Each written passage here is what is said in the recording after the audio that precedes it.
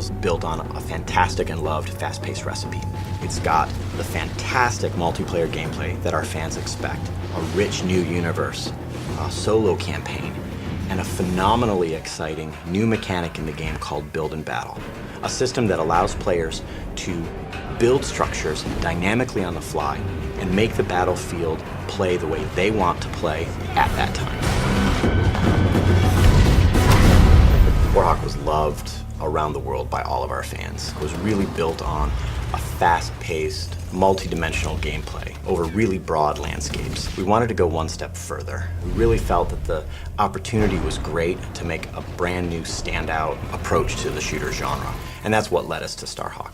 In Starhawk, the universe is in the future, in the distant reaches of the galaxy, a place we call the Frontier, a set of human colonies that have been built up over a number of years, really kind of fueled by what we call the Rush, kind of our gold rush analog for rift energy. As these rifters, which is our short term for rift miners, were mining rift energy, they found that it was incredibly potent. But exposure to rift energy causes them to become infected. The rift energy permeates their body, their mind, their skeleton, and they end up becoming enraged, hell-bent to protect the rifts from the rifters. And that's one of the factions in our game, the Outcast. And they form these roaming war bands that go from corner to corner in the Frontier, all the distant colonies.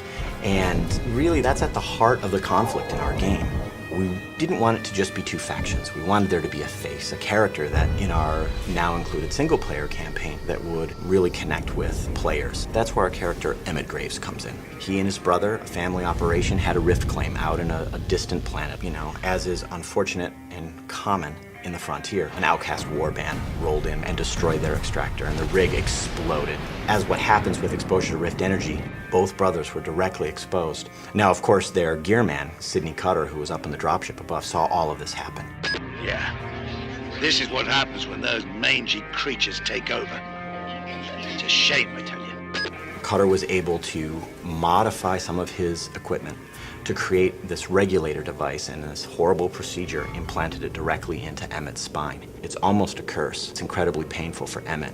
And now he bears the mark, the brand of an outcast warrior. And he became outcast himself. And so Emmett ended up being a hired gun, like a gunslinger, protecting claims, going to colonies that were being attacked by outcast warbands. Anybody that comes out here has a plan or a problem.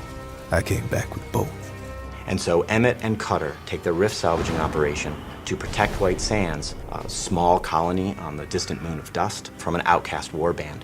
And so that's the start of the game. Emmett was the hero that they needed, but they didn't want. And not only is that conflict at the core of the game's story and fiction and universe, but it's actually core to our exciting new system in the game called Build and Battle. We decided to say, all right, what if the battlefield was just the landscape?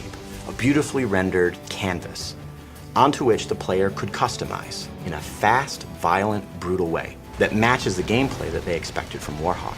And that's what Build and Battle is. It's a quick, brutal system to allow the player to build wall structures and bases and bunkers and towers and all of these other units and structures in the game to fit how they want to play, not only in single player, but in multiplayer. It's about telling the player, here's a combat challenge, and here's all the tools you have to solve it. Solve it how you want. Right in front of the player, not turn-based, right there on the battlefield, you are building all of these structures. Players love it, not only in single player, but in multiplayer. It's as fast-paced and as quick and as brutal as pulling the trigger on a weapon. That's what we wanted. We didn't want players to have to really manage anything.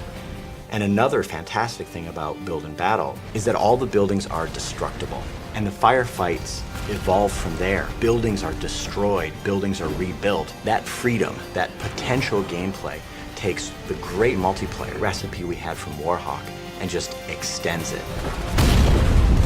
Starhawk is the spiritual successor to Warhawk, but it's the Build and Battle system which really sweetens up the whole game. The team and I are just crazy proud of it. It not only gives you a fantastic, infinitely replayable solo experience, but the changes that it does to the online multiplayer experience is remarkable. And I think players are not going to expect that, but once they get it, they'll want it all the time.